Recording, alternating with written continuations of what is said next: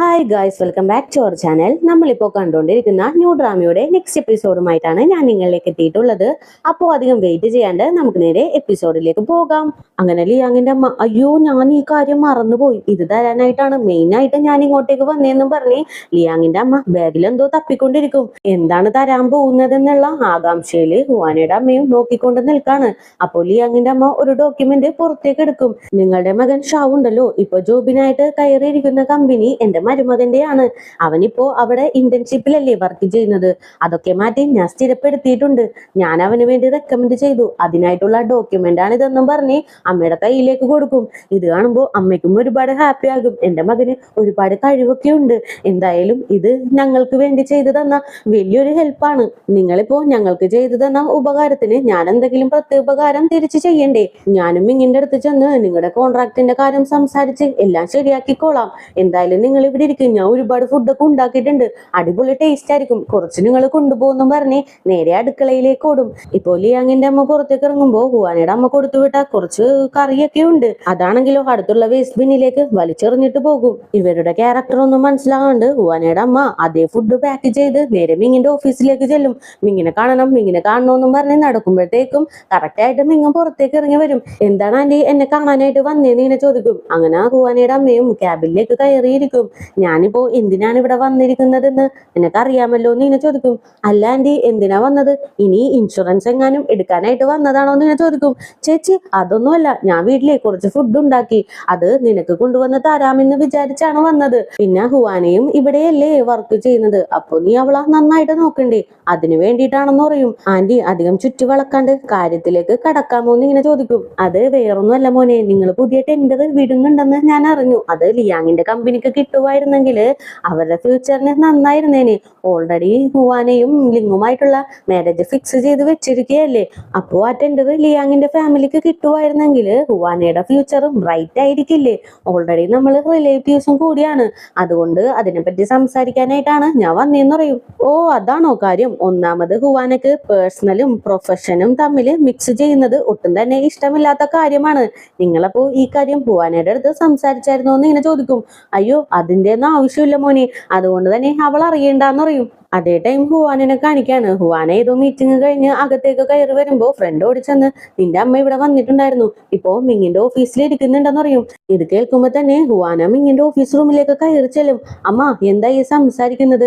നിങ്ങൾ എന്തോ ടെൻഡറിന്റെ കാര്യമൊക്കെ സംസാരിക്കുന്നുണ്ടായിരുന്നല്ലോ, അതെന്തിനാണെന്ന് ഇങ്ങനെ ചോദിക്കും. ഏയ് മോളെ ഒന്നുമില്ല, നമ്മളെല്ലാവരും ഒരേ ഫാമിലി അല്ലേ, അപ്പോ ആ ടെൻഡർ വിടുന്ന കാര്യം സംസാരിച്ചതാണ്. ആ ടെൻഡർ ലിയാങ്ങിന്റെ ഫാമിലിക്ക് കിട്ടിക്കഴിഞ്ഞാല് അത് നിന്റെ ഫ്യൂച്ചറിന് നന്നായിരിക്കില്ലേ, അതാണ് സംസാരിച്ചെന്ന് പറയും. അമ്മ നിങ്ങൾ എന്തൊക്കെയാ ഈ പറയുന്നത്? ഇതെന്റെ ബോസാണ്, ബോസിന്റെ അടുത്ത് വന്ന് ഇങ്ങനെ ഒരു കാര്യം സംസാരിക്കാനായിട്ട് പാടില്ല. അമ്മ ഇനി ഇവിടെ നിൽക്കണ്ട, ഇപ്പൊ തന്നെ ഇറങ്ങണം. സോറി ബോസ്, ഇനി ഇങ്ങനെ ഒരു കാര്യം ഡിസ്കസ് ചെയ്യാനായിട്ട് അമ്മ വരില്ല, ഞാൻ അമ്മനെ ഡീൽ ചെയ്തോളാന്നും പറഞ്ഞ് ഹുവാന അമ്മനെ വലിച്ചുകൊണ്ട് പുറത്തേക്ക് പോകും. അമ്മ നിങ്ങൾ എന്ത് പണിയായി കാണിച്ചത്? ടെൻഡർ മീറ്റിങ്ങിനെ പറ്റിയൊന്നും നിങ്ങൾ ഇങ്ങനെ വന്ന് എന്റെ ബോസിന്റെ അടുത്ത് സംസാരിക്കാൻ പാടില്ല എന്ന് പറയും. അതെന്തുകൊണ്ട് സംസാരിച്ചൂടാ? നമ്മളും അവനും റിലേറ്റീവ്സ് അല്ലേ, അപ്പോ ഫാമിലിയുടെ ഉള്ളില് ബിസിനസിന്റെ കാര്യമൊക്കെ സംസാരിക്കുന്നത് നോർമലാണ്. നീ ശരിക്കും അത് യൂസ് ചെയ്യേണ്ടതായിരുന്നു. എന്ത് പറയാനായിട്ടാണ്, നീയല്ലേ പേഴ്സണലും പ്രൊഫഷനും തമ്മിൽ മിക്സ് ചെയ്യാൻ പാടില്ല എന്നും പറഞ്ഞിരിക്കുന്നത്. അതാണ് ഏറ്റവും വലിയ മോശമായിട്ടുള്ള കാര്യം. അതുമല്ലാണ്ട് ഈ ടെൻഡർ മീറ്റിങ്ങിന്റെ കാര്യം എന്റെ അടുത്ത് വന്ന് പറഞ്ഞത് ലിയാങ്ങിന്റെ അമ്മയാണെന്ന് പറയും. എന്ത്, ലിയാങ്ങിന്റെ അമ്മ അമ്മേനെ വന്ന് കണ്ടെന്നോ? അവര് പറയുന്നത് കേട്ട് അമ്മ ഓടി ഇങ്ങോട്ട് എന്തിനാ വന്നത്? 7 വർഷമായിട്ട് ഞാൻ ഈ ഫീൽഡിൽ ജോലി ചെയ്തുകൊണ്ടിരിക്കുകയല്ലേ, അപ്പോ അമ്മ ഇങ്ങനെ വന്ന് സംസാരിച്ചു കഴിഞ്ഞാല് എന്റെ ജോലിക്ക് അത് എഫക്ട് ചെയ്യില്ലേ? പ്ലീസ് അമ്മ ഇനി ഇവിടെ നിൽക്കരുത്, ഇവിടെ നിന്ന് പോണോന്ന് പറയും. ആ ഓക്കെ മോളെ എന്നും പറഞ്ഞ് അമ്മയും അങ്ങനെ അവിടെ നിന്ന് ഇറങ്ങും. അതേ ടൈം മിങ്ങിന്റെ അടുത്ത് അസിസ്റ്റന്റ് വന്നിട്ട്, നിങ്ങൾ എന്തൊക്കെ വന്നാലും ഈ ഒരു വിഷയത്തിലേക്ക് ഹുവാനനെ പിടിച്ചിടും, എന്നിട്ട് അവളെ വലിയൊരു പ്രോബ്ലത്തിലേക്ക് തള്ളിവിടാൻ പോവല്ലേ, നിങ്ങൾ ശരിക്കും ഹുവാനനെ ത്യാഗം ചെയ്യുവാണെന്ന് പറയും. എന്തൊക്കെ വന്നാലും ഹുവാന ലിയാങ്ങിന്റെ ഫാമിലിയിലേക്ക് മാരേജ് ചെയ്ത് പോകുന്നത് അത്രക്ക് നല്ല തീരുമാനമായിട്ട് എനിക്ക് തോന്നുന്നില്ല. ഹുവാന നല്ലൊരു ക്വാളിറ്റി ഉള്ള പെൺകുട്ടിയാണ്, അതുമല്ലാണ്ട് ഹാർഡ് വർക്കറാണ്. അവളുടെ അത്രയും ക്വാളിറ്റി ഒന്നും ലിയാങ്ങിന്റെ ഫാമിലിക്ക് ഇല്ലാന്ന് പറയും. അതൊക്കെ ശരിയാണ്. എന്നാലും അവര് സ്വാഭാവികമായിട്ട് ബ്രേക്കപ്പ് ആവുന്നതല്ലേ നല്ലത്. പക്ഷെ ഇവിടെ അങ്ങനെയല്ലല്ലോ. നിങ്ങളായിട്ട് തന്നെ അവരെ തമ്മിൽ ബ്രേക്കപ്പ് ചെയ്യിപ്പിക്കാനായിട്ട് പോവല്ലേ എന്ന് തന്നെ ചോദിക്കും. എന്ത് ചെയ്യാനാണ്, ചില സിറ്റുവേഷൻസിൽ നമ്മൾ അവരെയൊക്കെ യൂസ് ചെയ്യേണ്ടി വരും എന്ന് പറയും. അങ്ങനെ സീൻ കട്ട് ചെയ്താല് ഹുവാനെ ഇപ്പോ വീട്ടിലേക്ക് വന്നിട്ടുണ്ട്. വന്ന ഉടനെ തന്നെ അമ്മേനെ ഒരുപാട് ചീത്ത പറഞ്ഞുകൊണ്ടിരിക്കും. അതിനിടയിലാണ് ഷാവിന അപ്പോയിന്റ്മെന്റ് ചെയ്ത ആ ഒരു ഡോക്യുമെന്റ് കൂടി എടുത്തു നോക്കുന്നത്. നീ അത് കണ്ടില്ലേ? ഇപ്പൊ നിനക്ക് വിശ്വാസമായില്ലേ? ലിയാങ്ങിന്റെ അമ്മ വന്ന് ഷാവിന്റെ ജോബ് കൺഫേം ആക്കി കൊടുത്തു. നീയും അവരുടെ ഫാമിലിയിലേക്കല്ലേ മാരേജ് ചെയ്ത് പോവാൻ നിൽക്കുന്നത്. അപ്പോ അവർക്ക് ഹെൽപ്പ് ചെയ്യേണ്ടതും നമ്മുടെ കടമയല്ലേ എന്ന് ഇങ്ങനെ ചോദിക്കും. അമ്മ ഒന്നിങ്ങോട്ട് നോക്കിയേ, അവര് ഇതിനു വേണ്ടിയിട്ടാണ് ഇങ്ങോട്ടേക്ക് വന്നതെന്ന് അമ്മക്ക് വല്ല ഉറപ്പുമുണ്ടോ? അവര് ചിലപ്പോ അമ്മേനെ യൂസ് ചെയ്തതാണെങ്കിലോ? പിന്നെ ഒരു കാര്യം കൂടിയുണ്ട്, ഷാവിന്റെ അടുത്ത് ചോദിക്കാണ്ട് അവന്റെ സമ്മതമില്ലാണ്ട് എന്തിനാണ് അമ്മ അവന്റെ ജോലി കാര്യത്തിൽ ഇടപെട്ടത്? നിങ്ങൾ ഇതേപോലെ തന്നെയല്ലേ എന്റെ കാര്യവും ചെയ്തത്. എന്റെ പഠിപ്പ് കഴിഞ്ഞ് ഇറങ്ങിയ ഉടനെ തന്നെ അച്ഛന്റെ ബോസിന്റെ അടുത്ത് സംസാരിച്ച് എനിക്കൊരു ജോബ് വാങ്ങി തന്നു. ഇപ്പൊ ഞാൻ അവിടെ ഒരു ചെറിയ മിസ്റ്റേക്ക് ചെയ്താൽ പോലും നീ റെക്കമെൻഡേഷനിലല്ലേ വന്നത്. അപ്പൊ നീ ഇതും ചെയ്യും ഇതിന്റെ അപ്പുറവും ചെയ്യുമെന്നും പറഞ്ഞ് എല്ലാവരും എന്നെ നാണം കെടുത്തിക്കൊണ്ടിരിക്കുകയാണ്. അതേ അവസ്ഥ തന്നെ ഷാവിന് വാങ്ങി കൊടുക്കാനാണോ അമ്മയുടെ ഉദ്ദേശം എന്ന് ഇങ്ങനെ ചോദിക്കും. എന്താ നീ പറയുന്നത്? ഞാനൊരു അമ്മയുടെ കടമ മാത്രമേ ഇവിടെ ചെയ്തിട്ടുള്ളൂ എന്ന് പറയും. അപ്പൊ തന്നെ ഷാവിന് ദേഷ്യം കയറും. എന്റെ ജോബിനെ പറ്റി പറഞ്ഞ കാര്യമൊക്കെ ഓക്കെ, അതൊക്കെ വിട്ട് കളയാം. പക്ഷെ എന്തിനാണ് ചേച്ചിയുടെ കമ്പനിയിൽ പോയി അമ്മ സംസാരിച്ചത്? ചേച്ചിനെ ആ ഒരു ഫാമിലിയിലേക്ക് കെട്ടിച്ചു കൊടുത്തു എന്ന് വെച്ച് അവരുടെ അടിമയായിട്ട് ഇരിക്കണമെന്നാണോ അമ്മ ഈ പറയുന്നതെന്ന് ഇങ്ങനെ ചോദിക്കും. എന്തൊക്കെയാ നിങ്ങൾ ഈ പറയുന്നത്? രണ്ടുപേരും കൂടി എന്നെ ദേഷ്യപ്പെടുത്തിക്കൊണ്ടിരിക്കുകയാണ്. ഞാനൊരു അമ്മയുടെ സ്ഥാനത്ത് നിന്ന് എന്താണോ ചെയ്യേണ്ടത് അതാണ് ചെയ്തുകൊണ്ടിരിക്കുന്നത്. അവരുടെ മാരേജ് നടത്താൻ വേണ്ടിയിട്ട് ഞാൻ എന്തോരം കഷ്ടപ്പെടുന്നുണ്ടെന്ന് നിങ്ങൾക്ക് അറിയാമോന്നും ചോദിച്ച് അമ്മ ഭയങ്കരമായിട്ട് ഒച്ച വെക്കും. ഞങ്ങൾക്ക് ഇനി അമ്മയുടെ അടുത്ത് ഒന്നും പറയാനില്ല, ഞങ്ങളൊന്ന് പുറത്തേക്ക് പോയിട്ട് വരാമെന്നും പറഞ്ഞ് രണ്ടുപേരും കൂടി പുറത്തേക്ക് പോകും. അച്ഛനാണെങ്കിലോ വലിയ രീതിയിൽ അമ്മക്കൊരു മൈൻഡും കൊടുക്കാണ്ട് അവിടെയുള്ള ഫ്രൂട്ട്സ് ഒക്കെ വാരി വലിച്ച് കഴിച്ചോണ്ടിരിക്കും. നിങ്ങളെ ഒരു കാര്യം ചെയ്യും, എത്രയും പെട്ടെന്ന് രണ്ട് നല്ല ഗിഫ്റ്റും വാങ്ങി ലിയാങ്ങിന്റെ അമ്മേനെ പോയി കാണ്. കാലിൽ വീണിട്ടാണെങ്കിലും ഈ മാരേജ് ഉറപ്പിച്ചിട്ടേ വരാൻ പാടുള്ളൂ എന്നറിയും. ആ ഓക്കെ ഓക്കെ ഞാൻ പോവാന്നും പറഞ്ഞ് ഹുവാനയുടെ അച്ഛനും അങ്ങനെ ഇരിക്കും. അതേ ടൈം ഹുവാനയും ഷാവും കൂടി നേരെ ഒരു ഹോട്ടലിലേക്ക് ചെന്നിരിക്കും. അങ്ങനെ ഫുഡ് കഴിച്ചുകൊണ്ടിരിക്കുമ്പോ ഹുവാനയാണെങ്കിലോ അമ്മ ചെയ്തതിൽ നിനക്ക് സങ്കടം വല്ലതും ഉണ്ടോ എന്ന് ഇങ്ങനെ ചോദിക്കും. എന്ത് സങ്കടം ചേച്ചി? എനിക്കൊരു സങ്കടവും ഇല്ല. ഓൾറെഡി ഞാനൊരു പൊട്ട കോളേജിലാണ് പഠിച്ചു വന്നതെന്നും പറഞ്ഞ് എല്ലാവരും എന്നെ നല്ല രീതിക്ക് ബുള്ളി ചെയ്യുന്നുണ്ട്. അതൊക്കെ മൈൻഡ് ചെയ്യാണ്ട് ഞാൻ ഹാർഡ് വർക്ക് ചെയ്തുകൊണ്ടിരിക്കുവായിരുന്നു. അതിനിടയിലാണ് അമ്മ ഈ പണി ചെയ്തു വെച്ചത്. ഇനി ഹാർഡ് വർക്ക് ചെയ്യണം എന്നുള്ള ചിന്ത പോലും എനിക്ക് പോയി എന്ന് പറയും. പോട്ടെ മോനെ, ഇതേ സിറ്റുവേഷനിലൂടെ ഞാനും ഒരുപാട് തവണ കടന്നു പോയിട്ടുണ്ട്. എന്തൊക്കെ വന്നാലും നീ റെക്കമെൻഡേഷനിലല്ലേ വന്നേന്നും പറഞ്ഞ് ഒരുപാട് പേര് എന്നെ നാണം കെടുത്തിയിട്ടുണ്ട്. പിന്നെ ഞാൻ ഹാർഡ് വർക്ക് ചെയ്താണ് ആ പേരെല്ലാം മാറ്റിയെടുത്തത്. നിനക്ക് ജോലിയിൽ എന്തെങ്കിലും പ്രോബ്ലം വരുവാണെങ്കിൽ എൻ്റെ അടുത്ത് പറയണമെന്ന് പറയും. ഇല്ല ചേച്ചി, പ്രോബ്ലം ഒന്നുമില്ല. ആരൊക്കെ എന്തൊക്കെ പറഞ്ഞാലും എൻ്റെ ഹാർഡ് വർക്കിലൂടെ തന്നെ ഞാൻ മുന്നേറി പോകും, അത് ഉറപ്പാണെന്നും പറഞ്ഞിട്ട് രണ്ടുപേരും കൂടി ഇരുന്ന് ഫുഡൊക്കെ കഴിച്ചുകൊണ്ടിരിക്കും. അങ്ങനെ നെക്സ്റ്റ് ഡേ ഓഫീസിലേക്ക് ചെല്ലുമ്പോൾ ഷാവിന് വലിയൊരു വരവേൽപ്പാണ് കിട്ടുന്നത്. ഇത്രയും നാള് അവനെ ഒരുമാതിരി ട്രീറ്റ് ചെയ്തുകൊണ്ടിരുന്ന അവന്റെ TL പോലും ഷാവിനെ പിടിച്ച് ചെയറിലേക്ക് ഇരുത്തും. ഇന്ന് പുറത്തു പോയി വർക്ക് ചെയ്യേണ്ട ഒരു കാര്യം ഉണ്ടായിരുന്നു, അതിന് നിന്നെ അഴക്കാനായിട്ട് എനിക്ക് ഒട്ടും പറ്റുന്നില്ല.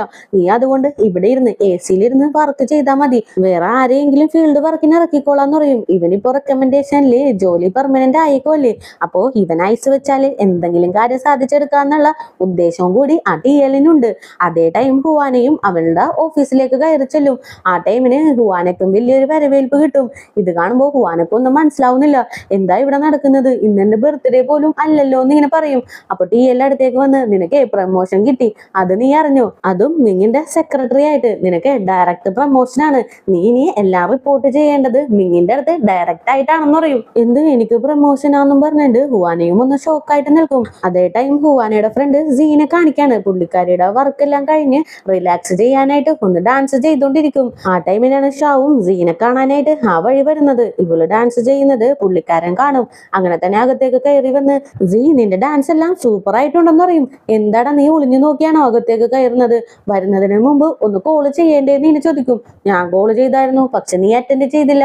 അല്ല, നീ നല്ല ബിസിയാണെന്ന് തോന്നുന്നുണ്ടല്ലോ. എന്തായാലും നിന്നെ ഞാൻ ഹെൽപ്പ് ചെയ്യാന്നും പറഞ്ഞ് ഷാവ് അവിടെ ഇരിക്കും. എന്തിനാടാ നീ ഇങ്ങനെ എന്നെ ഹെൽപ്പ് ചെയ്യാന്നും പറഞ്ഞ് ഇവിടെ ഇരിക്കുന്നത്? നീ ഓൾറെഡി ജോബ് ചെയ്ത് കഷ്ടപ്പെട്ട് തിരക്കിട്ടല്ലേ വരുന്നേന്ന് നിന്നെ ചോദിക്കും. അതൊന്നും കുഴപ്പമൊന്നുമില്ല, എത്ര മണിനേരം ഞാൻ നിനക്ക് വേണ്ടി ഹെൽപ്പ് ചെയ്യുന്നു അത്രയും ക്യാഷ് നീ എനിക്ക് തന്നാ മതി എന്നും പറഞ്ഞ് പുള്ളിക്കാരൻ അവിടെ ഇരുന്ന് വർക്ക് ചെയ്യാനായിട്ട് തുടങ്ങും.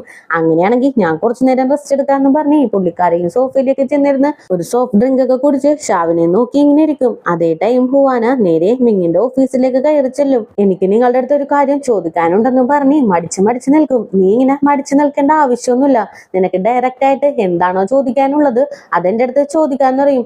അത് വേറൊന്നുമല്ല, എനിക്ക് എന്തിനാണ് ഇങ്ങനെ ഒരു പ്രമോഷൻ തന്നേന്ന് ഇങ്ങനെ ചോദിക്കും. ഇത് നിന്റെ ഡയറക്റ്റ് ക്വസ്റ്റ്യൻ അല്ലല്ലോ, നീ എന്താണ് എന്റെ അടുത്ത് ചോദിക്കാൻ വന്നതെന്ന് ഞാൻ ഡയറക്റ്റ് ആയിട്ട് നിന്റെ അടുത്ത് പറയട്ടെ. ലിയാങ്ങിന്റെ കമ്പനിയുമായിട്ട് എന്നെ കോർത്ത് വിട്ട് അതിൽ നിന്ന് നിങ്ങൾക്ക് എന്തോ ഒരു ലാഭം കിട്ടാനായിട്ടുണ്ട്, അതിനു വേണ്ടിയിട്ടല്ലേ ഈ ഒരു പ്രമോഷൻ, ഇതല്ലേ നീ ചോദിക്കാൻ വന്നേന്ന് ഇങ്ങനെ ചോദിക്കും. അതേന്ന് ഹുവാനയും സമ്മതിക്കും. നീ ഒന്ന് ആലോചിച്ച് നോക്ക്, രണ്ട് കമ്പനിയുടെയും പൊസിഷൻ വെച്ച് നമ്മുടെ കമ്പനിയല്ലേ ഹൈ ആയിട്ട് ഇരിക്കുന്നത്, അതില് കൈയിടേണ്ടതും ഞാനാണ്. അപ്പോ നിന്നെ അതിലേക്ക് വലിച്ചു വെച്ചിട്ട് എനിക്ക് എന്താ കിട്ടാൻ പോകുന്നത്, നീ തന്നെ ഒന്ന് ചിന്തിച്ചു നോക്കെന്ന് പറയും. ഹുവാനക്കാണെങ്കിലും ഒന്നും മനസ്സിലാവുന്നില്ല, എന്ത് മറുപടി കൊടുക്കണമെന്നും പുള്ളിക്കാരുടെ മനസ്സിലില്ല. എന്തായാലും ഞാൻ നിനക്കിപ്പോ പ്രമോഷൻ തന്നേക്കുമല്ലേ, അപ്പോ എനിക്ക് നിന്നെ യൂസ് ചെയ്യാം, യൂസ് ചെയ്തിട്ട് പോട്ടെ, എന്നിട്ട് അത് യൂസ് ചെയ്ത് നീ അടുത്ത പ്രമോഷൻ വാങ്ങി അടുത്ത ഘട്ടത്തിലേക്ക് പോവാൻ നോക്കെന്ന് പറയും. ഹുവാനക്കാണെങ്കിലും ഒന്നും മനസ്സിലാവുന്നില്ല, ഭയങ്കര കൺഫ്യൂഷൻ ആയിട്ട് പുറത്തേക്ക് ഇറങ്ങി പോകും.